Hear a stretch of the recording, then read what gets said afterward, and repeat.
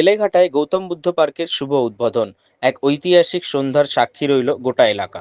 শ্রীমতী মমতা বন্দ্যোপাধ্যায়ের অনুপ্রেরণায় ও সহযোগিতায় আজ এক স্মরণীয় অধ্যায় যুক্ত হলো শহরের সাংস্কৃতিক ও সামাজিক জীবনে।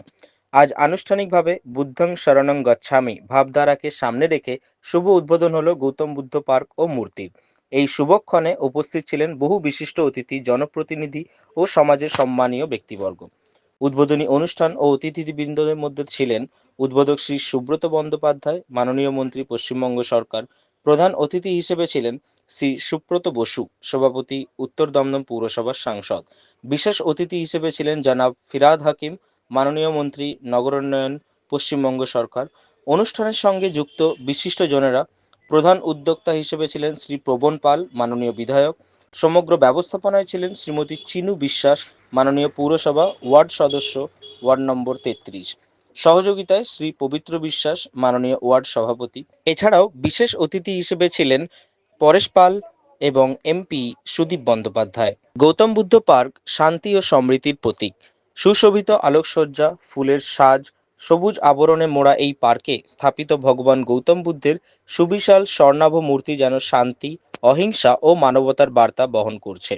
রাত্রিকালীন আলোয় উদ্ভাসিত বুদ্ধমূর্তি উপস্থিত সকলের মনে এক গভীর প্রশান্তির অনুভূতি জাগিয়ে তোলে। সাংস্কৃতিক অনুষ্ঠান এই উদ্বোধনী অনুষ্ঠানকে আরও মহামান্বিত করে তোলে এক মনোমুগ্ধকর বৌদ্ধ সঙ্গীত ও প্রার্থনামূলক সাংস্কৃতিক অনুষ্ঠানে। সাদা হলুদ শাড়িতে সজ্জিত শিল্পীদের সমবেত কণ্ঠে বুদ্ধং শরণং গচ্ছামি ধ্বনিতে গোটা পরিবেশ হয়ে ওঠে পবিত্র ও ভাবগম্ভীর। সঙ্গীত, স্তোত্রপাঠ ও সমবেত আবৃত্তির মাধ্যমে তুলে ধরা হয় ভগবান বুদ্ধের অহিংসা, করুণা ও মানব কল্যাণের দর্শন। মানুষের অংশগ্রহণ এই অনুষ্ঠানে সাধারণ মানুষের উপস্থিতি ছিল চোখে পড়ার মতো। বিভিন্ন বয়সের মানুষ, নারী, পুরুষ, প্রবীণ থেকে শিশু সকলেই এই ঐতিহাসিক মুহূর্তের সাক্ষী থাকতে উপস্থিত ছিলেন। এই পার্ক শুধু একটি নির্মাণ নয়, এটি আগামী প্রজন্মের জন্য শান্তি, সহনশীলতা ও মানবিকতার এক জীবন্ত পাঠশালা। আমরা আশাবাদী এই গৌতম বুদ্ধ পার্ক শহরের বুকে শান্তির এক নীরব ঠিকানা হয়ে উঠবে, যেখানে মানুষ কিছু সময় নিজের সঙ্গে কথা বলবে, মানবতার পথে চলার অনুপ্রেরণা পাবে।